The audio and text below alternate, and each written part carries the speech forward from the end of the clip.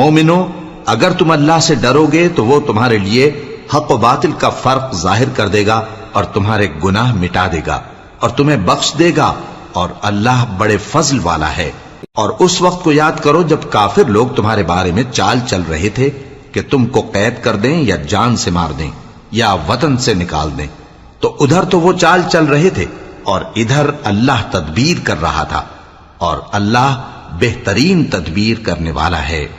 اور جب ان کو ہماری آیتیں پڑھ کر سنائی جاتی ہیں تو کہتے ہیں یہ کلام ہم نے سن لیا ہے، اگر ہم چاہیں تو اسی طرح کا کلام ہم بھی کہہ دیں، اور یہ ہے ہی کیا، صرف اگلے لوگوں کی حکایتیں ہیں۔ اور جب انہوں نے کہا کہ اے اللہ، اگر یہ قرآن تیری طرف سے برحق ہے تو ہم پر آسمان سے پتھر برسا یا کوئی اور تکلیف دینے والا عذاب بھیج دے۔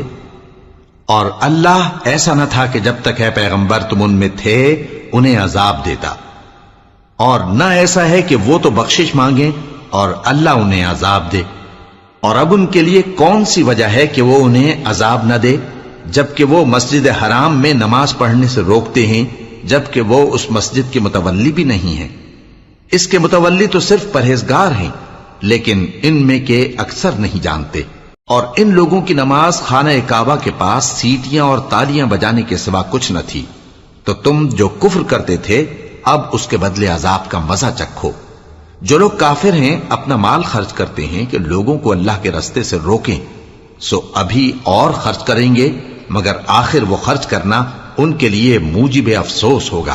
اور وہ مغلوب ہو جائیں گے، اور کافر لوگ دوزخ کی طرف ہانکے جائیں گے تاکہ اللہ پاک سے ناپاک کو الگ کر دے اور ناپاک کو ایک دوسرے پر رکھ کر ایک ڈھیر بنا دے، پھر اس کو دوزخ میں ڈال دے۔